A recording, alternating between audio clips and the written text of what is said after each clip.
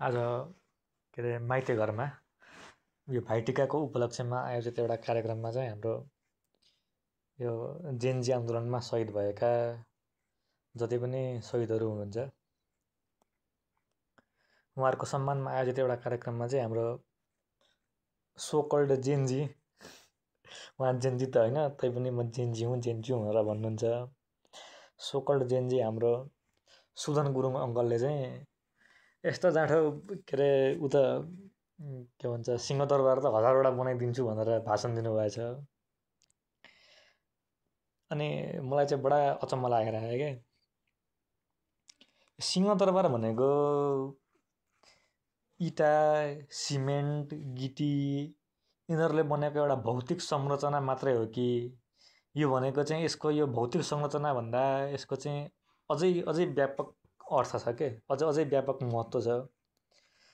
अब होला बनाउन सकिएला अरे होइन इटा गिटी बालुवा सिमेन्ट ढुङ्गा प्रस्तर अनेक खण्ड विभिन्न चिजहरू प्रयोग गरेर सिंहदरबार एउटा मात्र होइन हजारौँवटा सिंहदरबार बनाउन सकिएला अरे।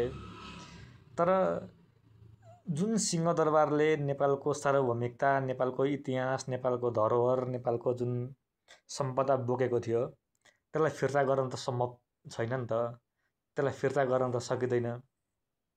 अर्को कुरो चाहिँ के अरे मान्छेको ज्यान ठुलो कि सिंहदरबार ठुलो भनेर चाहिँ अहिले एकदमै यो एङ्गलबाट पनि बहस भइरहेछ क्या। अनि मलाई चाहिँ के लाग्छ भनेदेखि सिंहदरबारको एउटा महत्त्व छ, मान्छेको ज्यानको अर्को महत्त्व छ क्या। फर इक्जाम्पल कति मान्छेको रगत बराबर अथवा कति मान्छेको ज्यान बराबर कति मान्छेको जीवन बराबर चाहिँ एउटा सिंहदरबार हुनसक्छ के भनेको हो। सिंहदरबारको यदि रक्षा गर्ने एउटा विकल्प छ र अर्को विकल्पमा चाहिँ तपाईँको 100जना 1000जना मान्छेले मृत्यु वरण गर्न सक्ने अर्को दुईटा विकल्प छ भनेदेखि तपाईँ कुन विकल्प चुज गर्नुहुन्छ?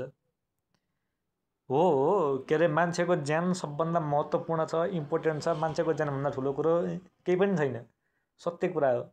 तर सिंहदरबारको पनि त महत्त्व छ नि त।